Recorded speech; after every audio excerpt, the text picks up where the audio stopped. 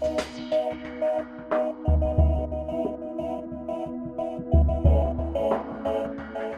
afternoon, everyone. Thank you for giving up a little bit of your lunchtime. I'd like to take the chance this afternoon to introduce you to a support initiative that's run by Co-operative Development Scotland, which is aimed at helping small business and also third sector put together a consortium company to bid for tendering. So it's an important element really in the whole collaborate to tender. I've just been on a stand with a local authority who are very interested in their supplier engagement event in trying to encourage businesses to come together to tender. So I think on both sides, hopefully there'll be something here for you to take forward. So Co-operative Development Scotland, it's part of Scottish Enterprise. It has a broad remit for business growth. And it actually has two strands. So there's another strand which you may also be interested in, which is employee ownership. Again, an important element of growing and developing a business. But today we're going to talk about the consortium cooperative side of CDS and this idea of a model to bring companies and third sector organisations together to bid more effectively. CDS is part of a wider network, as you might imagine. I think a lot of you obviously know of the Supplier Development Programme because you're here today, but there are other organisations, Just Enterprise, who provide general support for tendering for the third sector, and Scott, who I think will be presenting after myself today. So again, CDS doesn't really just exist on its own, isolated from other support activities. The tendering landscape over the last quite a few years has been developing in a way that is putting a great deal of pressure on all of us as small businesses for our bidding. So the onus on collaboration is getting stronger and stronger. There's a lot of business out there, which is quite nice. I always think public sector in particular, it's like a big sweetie shop full of tenders ready for us to go for. But there is an increasing trend with the public sector in particular towards collaborative buying. And any of you who are involved in public sector tendering already will be aware of organisations like Scotland Excel, for example, who buy on behalf of all the local authorities, APUC, who buy for universities and colleges, NHS, and so on and so on. And that has tended to take away what might have been a lot of smaller contracts and build them into large collaborative framework contracts generally. And for us as smaller bidders, that puts the pressure on. The advice which you maybe get as you're going around today is, oh, well, that's fine, you can collaborate and compete against maybe the bigger national companies. And that really is what the CDS model is all about. And it's about recognising the fact that when someone said, oh, you should collaborate, it's actually not that easy. Where do you start? Do you have partners already? What are the legalities of that? So the CDS model has come in with consultancy support, which is 2.5 days, but also the legal documents already prepared in support to that. There are quick quotes, and again, maybe for some companies that too is something that requires a collaborative effort if you don't have the range of skills to cover that. And in general, particularly in the last couple of years, the public sector has this sustainability duty, again, to support SMEs in the third sector. So as smaller bidders, it's all in our favour now to be able to access as many contracts as we can, but size, skills mix can always be an issue. So looking at how collaboration works at the moment, what I would call the lead or the prime contractor plus subcontractor model is very well established. Can I just check in the room who's already works maybe as a prime or a subcontractor? Yeah. Anybody else? Yeah. So very straightforward from the buyer's point of view. They're very used to this. But from the supplier's point of view, you might sometimes find you're in with a sort of more dominant lead bidder. The subcontracting sort of arrangement, you maybe don't get the sort of site with the client that you would want to. But very well established, plenty of people would follow that through. The alternative is a consortium model, so generally that will be with partners, so sharing a risk, a different involvement, if you like, in bidding for the contract. And where the CDS model comes in is where you would have what they would call an incorporated consortium company. Now, all that means is that it is set up through Companies House as a separate limited company, as opposed to unincorporated consortium, which is a looser grouping of bidders. So the consortium model is based on a company limited by guarantee. The company has members, so there's no shareholders, no directors who take a share of the profits of the company. So all the profits, if there are any, would go back to the members and shared as how you would agree. The consortium company would be legally separate to your own business.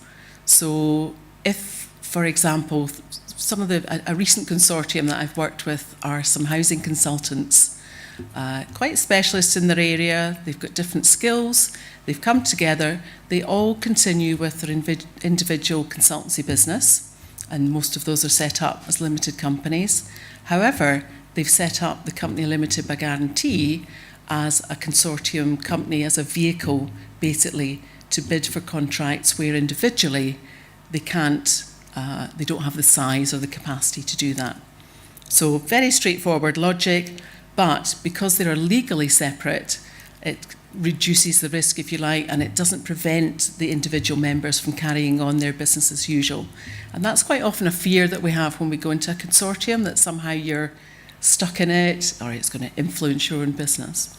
Consortium cooperative, as the name suggests, tends to be governed on an equal basis, so one member, one vote, and that works quite well. So you might have maybe a bigger partner, it could be even a PLC that was part of the consortium, but the smaller members still have the equal votes across the group.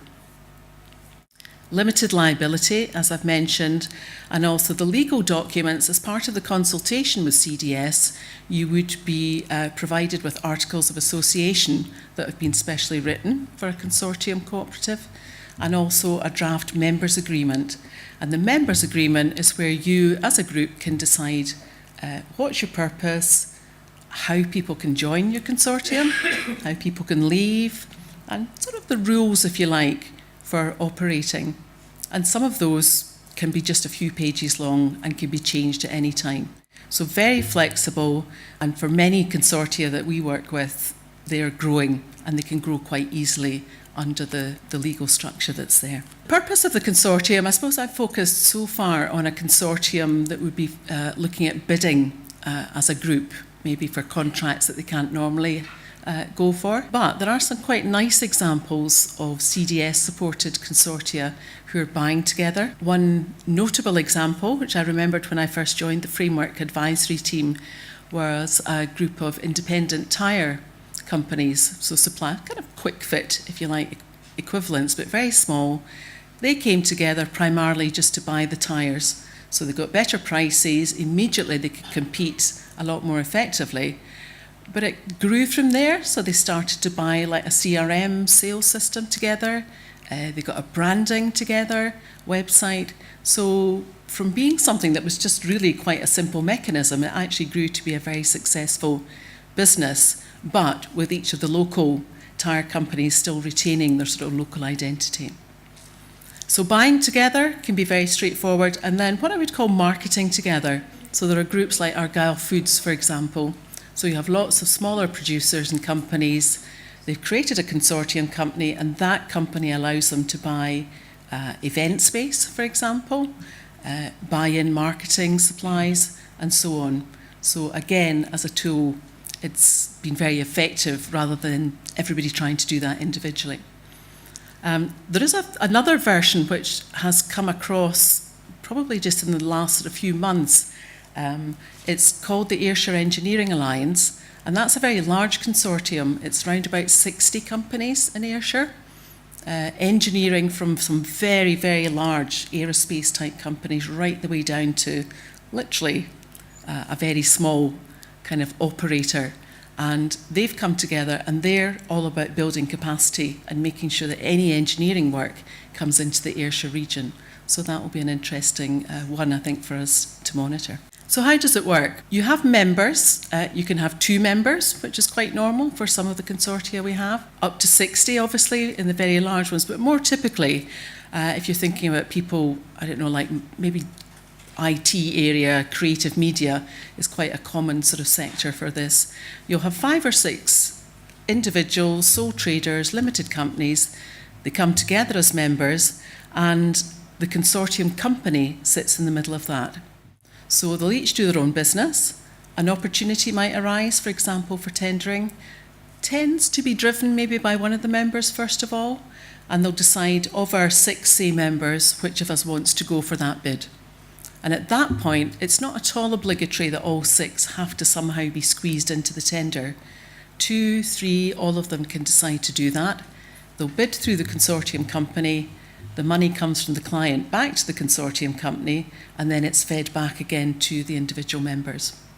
So there's not a massive turnover built up with the consortium company as such. There may be some VAT liability, depending on how much you're trading, but every time an opportunity comes up, people can bid for it themselves. If they decide in their members' agreement that's what they can do.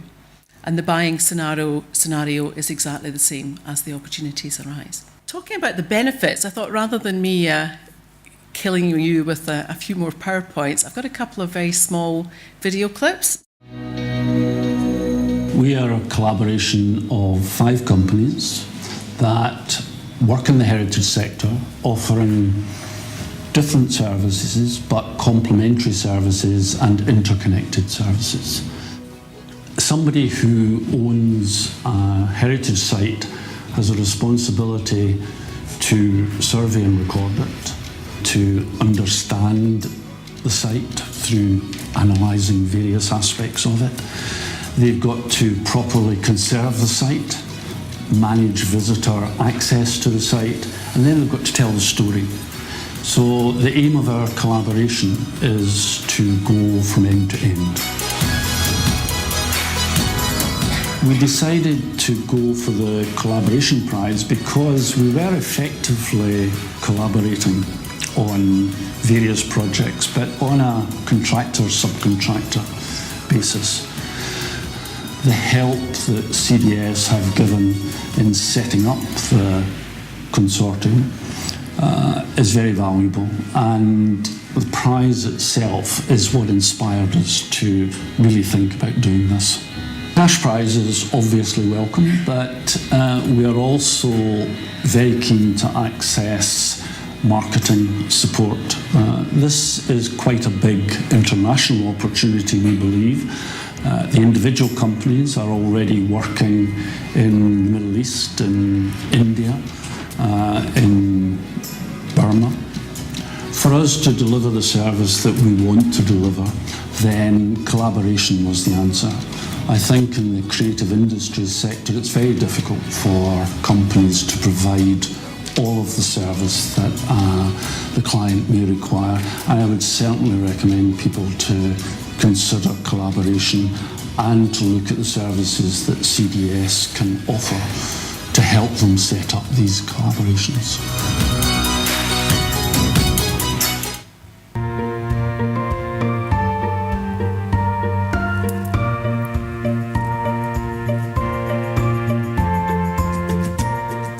EVM and Tangent are the founding collaborative members of Look Team Limited. Tangent Graphic is a highly respected and award-winning graphic design agency based in Glasgow, and EVM are an award-winning creative production facility also based in Glasgow. Both Tangent and EVM had been working on quite a few projects for the Glasgow Commonwealth Games in 2014, so we kind of worked together but unofficially. After that event, we realised that we'd kind of shared ambitions. We enjoyed working with each other, and then quite a large project for the World Gymnastics Championships came, and that was the first time we decided to join forces and go for a joint venture on that, which was successful. Without collaboration, it would be very difficult for us to achieve our aspirations. The work that we're involved with is for major sporting events. For us to do that individually would be very difficult because we wouldn't have the scale for us to be able to sensibly manage and deliver successfully that kind of project.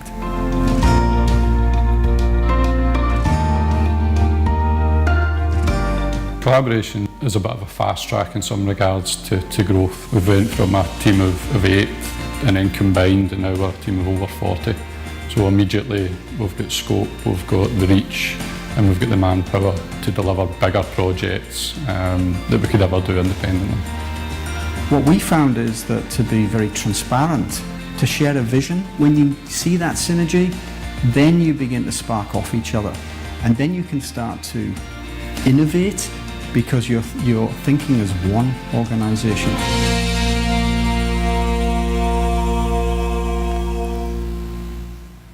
I think those examples say, just in a few minutes, probably a lot more than slides and slides could do. These are just two of a really quite a large number of examples of consortia that are formed every year with CDS support. You'll have heard them refer to the Collaboration Prize, which is something that was just awarded quite recently. It has been an annual prize. I think there probably may not be one next year, but it will skip a year. But again, that's funding to help companies take forward the consortium. It may be related to marketing and events and so on. So something else to ask G about if hopefully you get a chance to go upstairs. So the challenges of bidding as a consortium, even if you have all the paperwork done and so on, is still quite considerable. And CDS is very keen to support that ongoing tendering process as well. And there are some pilot activities going on at the moment to do with assisting a consortium, particularly ones that have just been created, to actually find tenders and then also perhaps to submit those as well. The finding the tenders opportunities for organisations, obviously here in Scotland, if you're dealing within Scotland, that's relatively straightforward. We're quite lucky with PCS. Everything's published there, and we obviously have the quick quotes system, which I hope most of you know about for the smaller value tenders. However, there's obviously Contracts Finder further wide, and there's also a massive amount of private sector tenders which increasingly will go through quite a formal tendering process and maybe of a size, again, that would require a consortium bid. The issue with the consortium bid is that the time to set up your consortium is not when you suddenly find a tender opportunity and you think, that looks great, who can I go with? Because unless you've got very well established partners, that process of finding the right person, putting together the consortium bid, can take quite some time.